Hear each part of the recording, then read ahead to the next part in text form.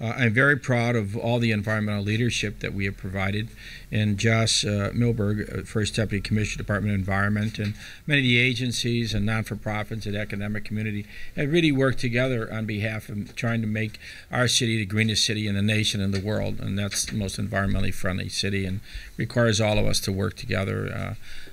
The business and non-for-profits and the schools and everyone to really think of the environment 24 hours, 7 days a week, and how we can improve it. And most important, educate people, give them many, many opportunities. There are many jobs out there in so many new fields that are opening up so quickly that we should provide more opportunities for our children.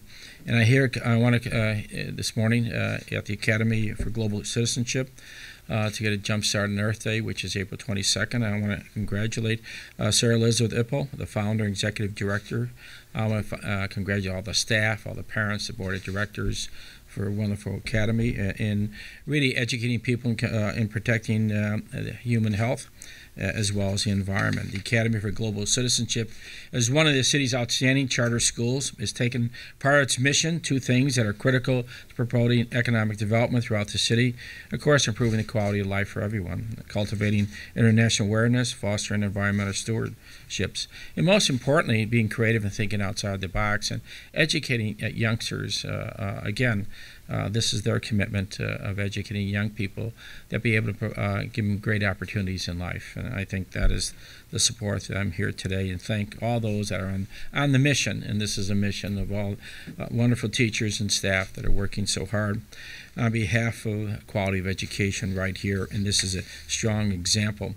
And I do encourage more development of charter and contract schools and thinking outside the box and generating new ideas and new teaching methods, and also educating their parents. That's the other thing as well, not only the students but the parents, and includes ensuring that we have a strong school system in every community. Every community should have opportunities, along with a strong collection of charter schools, which is, we're doing that all over the city, and we're very proud of it.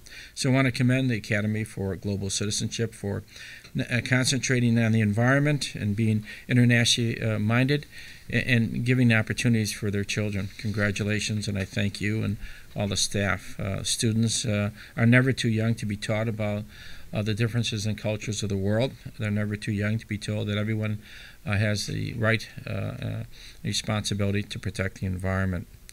And so in Chicago, the environment is a major component of our strategy to attract people and keep more jobs and remain competitive in the global economy. As you travel, you realize how important the environment is continually.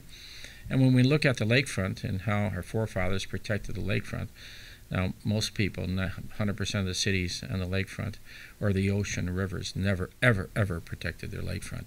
And what you see, how we're protecting the river and how we're really protecting continually the environment.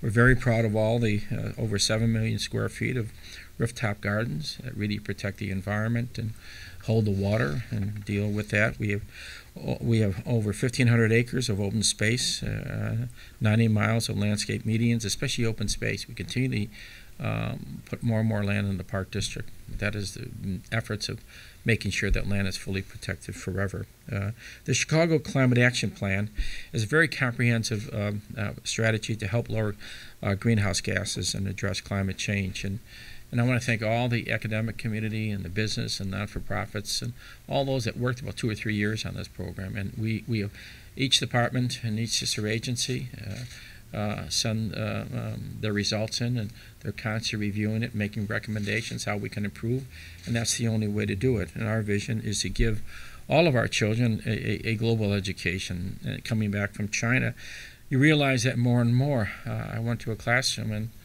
had 48 students. 48 students in every classroom. That was amazing. 48 students. it was extraordinary, and they were learning. Wow. I'm especially anxious to meet many of the students here and their excitement walking in, see all the chickens, and I love that. Truthfully, I do. And show you that how important the environment and nature is and agriculture is to our everyday life. And everyone questions what we're eating. drinking, things like that. That's very important. So overall, this is a wonderful facility that can maybe help all the other schools to take part in dealing with the environment. You can't do the whole thing like they're doing, but at least you can do some of it, about, science and environment. It all goes together. It isn't separate. So it's all part of your life. So my recent trip to China and Hong Kong with a delegation of leaders of Chicago business was eye-opener, and see how quickly they're advancing, and realize the world is much smaller every day, and realize that competition is good. Charter schools are competing every day. So we open the baseball season, they're competing. So our profile is to raise the city's profile as an international commerce, establish Chicago as the most China-friendly city in the United States. To help achieve all of our goals, we created a new campaign called Chicago China Friendship Initiative, whose theme is Chicago, the heart of America. And many business people are working. We're pleased that with the results of the trip, we were able to create a very solid framework for expanding our business, educational and cultural connections with China and Hong Kong, which were amazing. In the course of our nation's recession, I've said many times that we can't let today's economic problems stand in the way of having a vision for the future. Cities must get ahead of changing times, emerging challenges all over. The status quo does not work. That's one of the reasons we made this trip.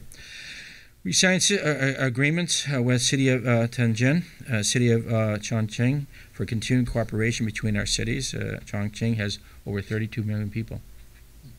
It's growing every day. And we're very... Tianjin has had an economic development office in Chicago for the past 10 years. Last 10 years, they have been here, a city in China. I'm pleased to see how the cooperative relationship between two cities have grown over the years. Chongqing has been compared to Chicago because of Industrial Gateway, because two rivers, it runs the Yangtze River, runs out to Shanghai. It's amazing. The growth factor, and they're building housing as quickly as possible.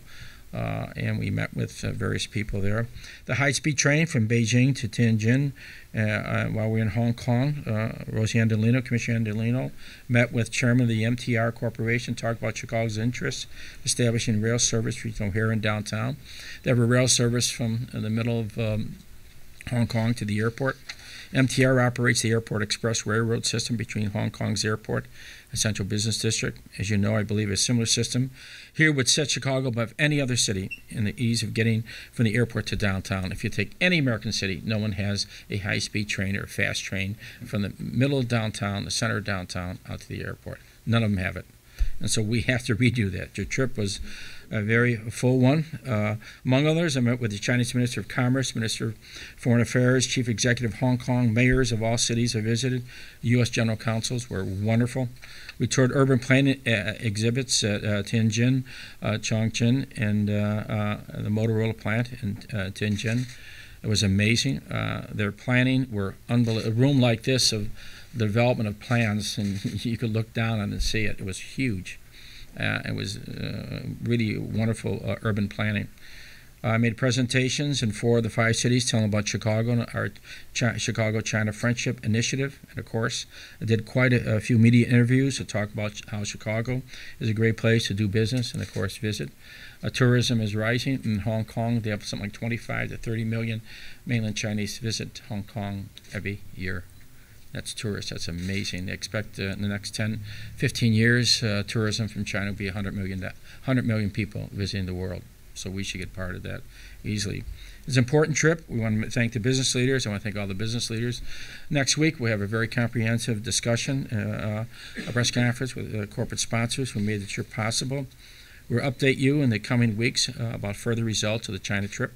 We already had a strong relationship with China, but the economic future of Chicago depends on the success of seeking opportunities in China and, of course, around the world. Just as it depends on the young people in the school, which I'm going to tour right after the press conference. Thank you.